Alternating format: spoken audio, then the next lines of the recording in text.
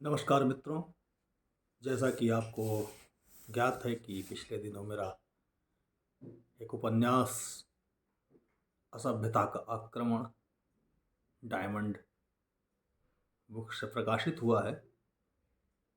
इस उपन्यास की जो भावभूमि है वो इस महान देश पर हुए असभ्य आक्रमणों के पृष्ठभूमि और किस तरीके से उस असभ्यता के आक्रमण का हमारे देशवासियों ने, हमारे पुरखों ने सामना किया, उस पर प्रकाश डालना है। साथ ही इस आक्रमण से किस तरीके से हम अब तक लड़ रहे हैं और इससे लड़ने का क्या तरीका होना चाहिए, इसके बारे में भी आपको विचार करने के लिए प्रेरित करना इस उपन्यास का लक्ष्य है। आइए इतिहास के एक और पृष्ठ से आपको परिचित कराते हैं, जिसका जिक्र मैंने इस उपन्यास में भी किया है, और वो पृष्ठ है सिंध और बलूचिस्तान के इन असभ्य जिहादियों के हाथ में जाने का पृष्ठ। हमें थोड़ा और पीछे जाना पड़ेगा।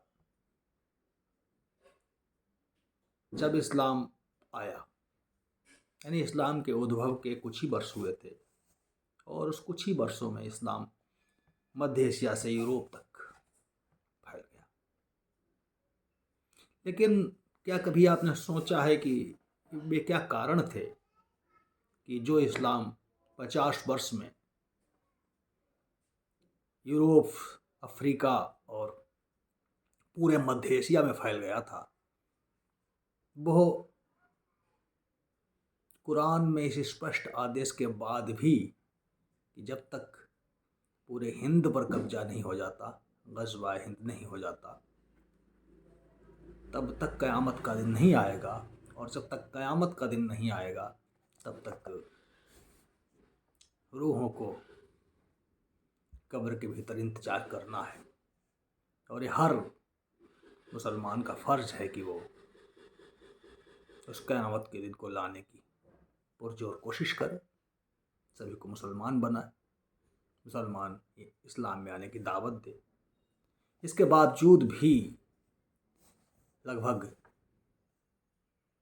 550 वर्षों तक अगर भारत की मुख्य भूमि तक इस्लाम नहीं पहुंचा है, तो वो क्यों नहीं पहुंचा है, इसे जानने के लिए मेरी इस पुस्तक को पढ़ना बहुत आवश्यक है। मैं ये बात इसलिए नहीं कह रहा हूँ कि ये बात पहली बार मैंने कही है, पर मैंने शायद कुछ अलग ढंग से अपनी बात कहने की कोशिश की है। चलिए मैं इस पृष्ठ पर आपकी दृष्टि आकर्षित करता हूँ। तो ये तय था कि भारत में अगर घुसना है तो उसके लिए सिंध में को जीतना जरूरी है, और सिंध में महाभारत काल के बाद ही ब्राह्मणों का प्रत्यक्ष परोक्ष शासन था। किस तरीके से शासन था, इसकी भी चर्चा मैंने इस उपन्यास में की है। और यहाँ पर ये ध्यान देने वाली बात यह है कि पैगंबर मोहम्मद के फौत होने की, मृत्यु होने के 3 वर्ष के भीतर भीतर पूरा ईरान मुस्लिम राष्ट्र बन चुका था, और जो जिहादी थे वो अब हिंद को फतह करने के सपने देख रहे थे। इनमें से भी जो नौ जिहादी थे, जो नए नए मुसलमान बने थे, वे अपने मानसिक पिता अरब के इस्लामिस्टों की तुलना में ज़्यादा क्रूर और घमंडी हो गए थे। एक के बाद एक देश इस खूनी जिहाद, असभ्याक्रमण के समक्ष आत्मसमर्पण करता जा रहा था। ऐसे में जो हिंद को इस्लाम के परचम के नीचे लाने की जिम्मेदारी खलीफा उमर ने उस्मान को सौंपी, और उस्मान बहुत स्पष्ट था। उस्मान का स्पष्ट रूप से मानना था कि हिंद पर जल्दी ही इस्लाम फतह हासिल कर लेगा। स्वयं पैगंबर मोहम्मद ने भी काबा में बुत तोड़े थे, और चूँकि पैगंबर का हर कार्य हदीस है, हदीस का पालन मुसलमान पूरी निष्ठा से करता है, इसलिए पैगंबर की तरह ही हर मुसलमान मूर्तियों को तोड़ना अपना धार्मिक कर्तव्य समझता है। और इसलिए उस्मान को विश्वास था कि हम लोग जो इतनी तेज़ी से ईरान से लेकर के अफ्रीका तक पहुंच गए हैं, तो जल्दी ही भारतवर्ष को भी मुस्लिम देश राष्ट्र बना लेंगे। और इसी जोश में उस्मान के कहने पर ही कुछ जिहादियों ने मुंबई के पास थाड़े, जो कि एक बंदरगाह था, उस पर हमला किया। लेकिन यहाँ पहली बार ही इतनी तगड़ी चोट इन जिहादियों को लगी, बहुत सारे जिहादी जो है, अधिकांश जिहादी उसमें वहाँ घेर के मार दिए गए थाड़े में, और बहुत थोड़े से जिहादी वापस पहुँचे। और उस्मान ने पत्र लिख करके उमर को बताया कि किस तरीके से क्या दुर्दशा की गई है इन जिहादियों की भारतवर्ष में। तो उस पर उमर बहुत नाराज़ हुआ और उसने खत लिख करके कहा कि अरे साकिब के भाई, मैं अल्लाह की कसम खा के कहता हूँ कि मेरी फौज के जितने सिपाही मारे जाएंगे, मैं तेरे कबीले के उतने लोगों के सर तन से जुदा कर दूँ। ये सर तन से जुदा तब से चला आ रहा है। ठाड़े में जो है भयानक हार हुई थी, उसके बाद उस्मान का दूसरा भाई जो था हाकम, उसने भी भारतवर्ष पर 2 हमले किए। पहला हमला भरूच में हुआ और दूसरा कराची हुआ, जो कि तब देवल कहलाता था, जो देवालय शब्द का अपभ्रंश है। देवालय नाम से एक नगर हुआ करता था, जो बाद में देवल हुआ, और देवल आज कराची है। ये सारे हमले जल मार्ग से हो रहे थे। मुगैरा के नेतृत्व में हमला हुआ और मुगैरा को शुरू में कुछ सफलता भी मिली, और इस जोश में कि अब तो हम जो है गजवा हिंद कर ही देंगे, मुगैरा जो था देवल नगर के भीतर घुस गया। और नतीजा क्या निकला कि मुगैरा को भी घेर के मार दिया गया। और खलीफा उमर, जिनके मन में बड़ी इच्छा थी कि हम हिंद पर इस्लाम का परचम फहराते हुए देखेंगे, वे हसरत लिए हुए ही जहान फ़ानी से कूच कर गए। अब उस्मान खलीफा बना, और उस्मान खलीफा जब बना तो बड़े ही निर्ममता के साथ यूरोप और एशिया पर इन जिहादियों ने कब्जा करना शुरू कर दिया।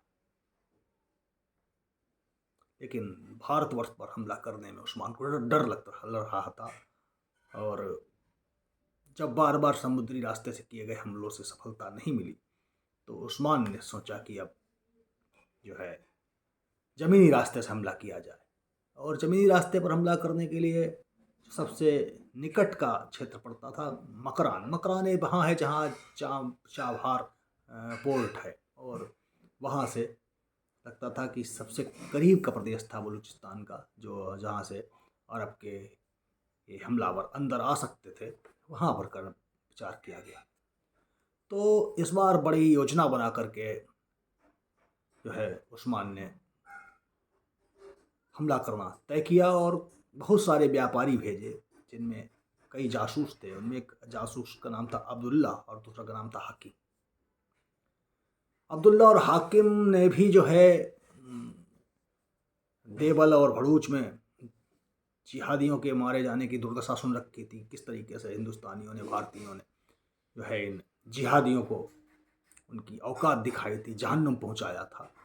तो इन दोनों ने सोच लिया कि अगर वहाँ गए और कहीं भारतवासियों के हत्थे चढ़ गए, तो हो सकता है उन्हें भी 72 हुरों के पास भेज दिया जाए। और इसलिए उन्होंने एक कहानी बना करके जो है खलीफा के पास भेज दी।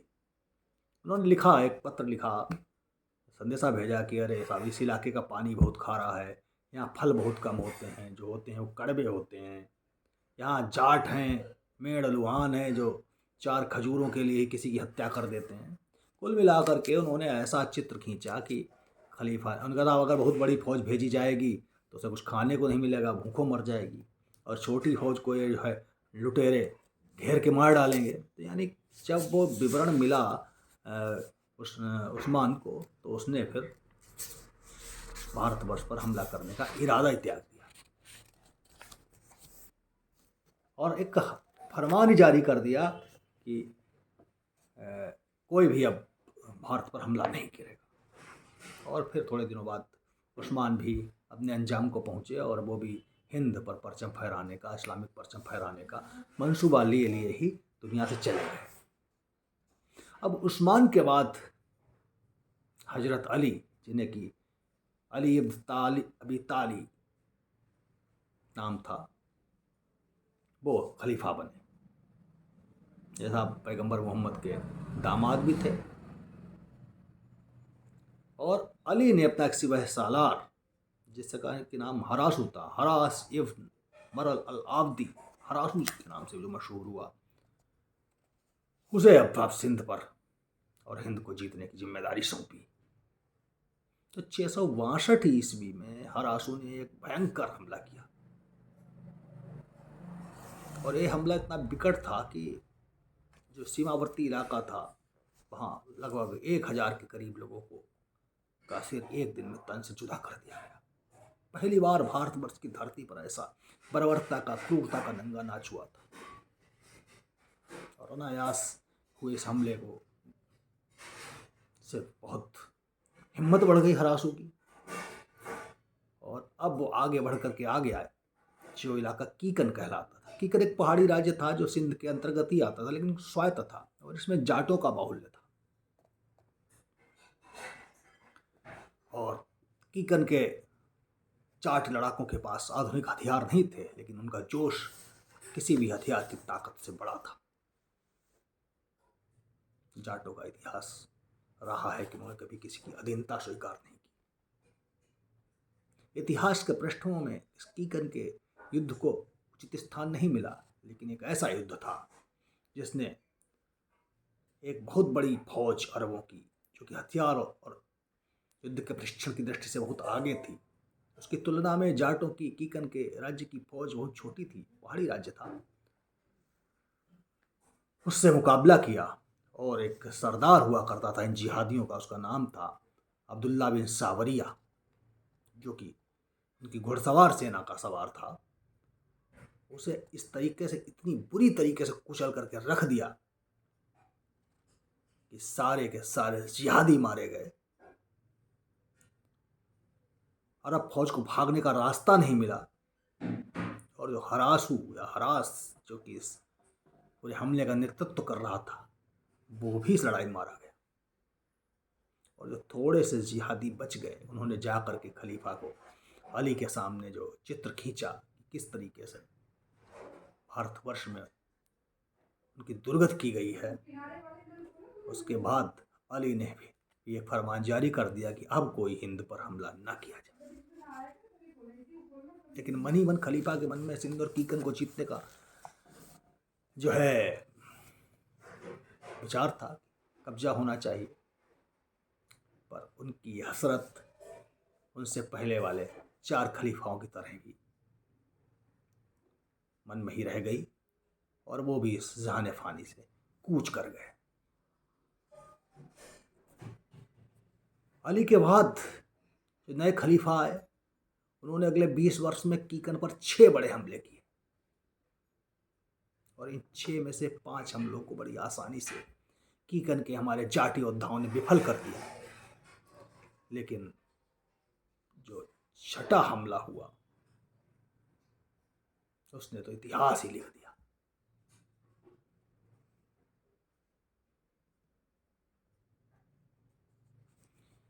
इससे पहले हमें थोड़ा समझना पड़ेगा कि अली के समय तक जो खलीफा होता था वो कूफा में रहता था। कूफा जो सीरिया में है। तो अली के बाद मुबैया खलीफा बना। उसने राजधानी कूफा से दमिश्क को स्थानांतरित कर दी और मुबैया ने ही उमैयाद वंश जो है उसकी शुरुआत की। मुबैया ने सिंध और हिंद को जीतने की योजना बनाकर निरंतर आक्रमण किए और एक के बाद एक कई अपने सेनापति मकरान पर हमला करने के लिए भेजे। और इनमें एक रशीद था, रशीद या राशिद, उसे जिम्मेदारी दी गई कि वो हिंदुस्तान को फतह करे। रशीद ने 1 साल तक घूम घूम करके सारे पहाड़ी दर्रों की जानकारी इकट्ठा की, जाटों और मेड़ों से मिला, उनसे मित्रता की और मकरान पर हमला करने की पूरी योजना बना करके वो खलीफा के समक्ष हाजिर हुआ। इसी बीच एक हज्जाज को जो था बगदाद का सूबेदार बनाया गया। और बगदाद जो अल खुरासान है उसकी राजधानी थी, उसके अंतर्गत ही भारतवर्ष पर कब्जा करने की योजना आती थी। और इस तरीके से हज्जाज जो है मकरान पर छठा हमला करने के लिए तैयार हुआ। पूरे इस्लामिक इतिहास में हज्जाज सबसे अधिक कुटिल, क्रूर और निर्मम जिहादी है। और इस समय तक जो है मकरान पर अब बुद्धिज्म और इस्लामिस्टों का कॉकटेल राज करने लगा था। सफवी वंश की स्थापना हो चुकी थी और इसमें लामा हम्मानी का बेटा सफवी जो था मकरान पर राज कर रहा था। एक और सरदार था, उसका नाम था असलम किलाबाई। तो हज्जाज ने असलम किलाबाई के बेटे शैद को मकरान पर कब्जा करने के लिए आदेश दिया। सफवी ने जो था हज्जाज और खलीफा के आदेश को मानने से मना कर दिया। और ऐसा मना करने पर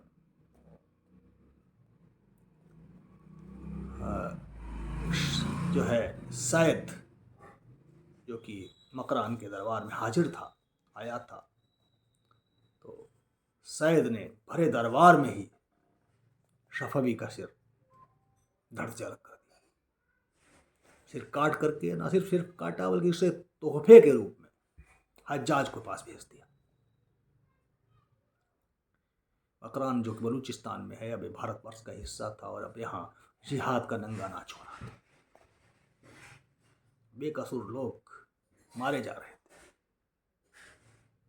अब तक भारतवर्ष में होता ही आया था कि राजा, कोई भी राजा हो, राजा हारे या जीते, प्रजा को कोई मतलब नहीं होता था। तुलसीदास जी ने बाद में लिखा, कौन रफ कोई हमें कहानी।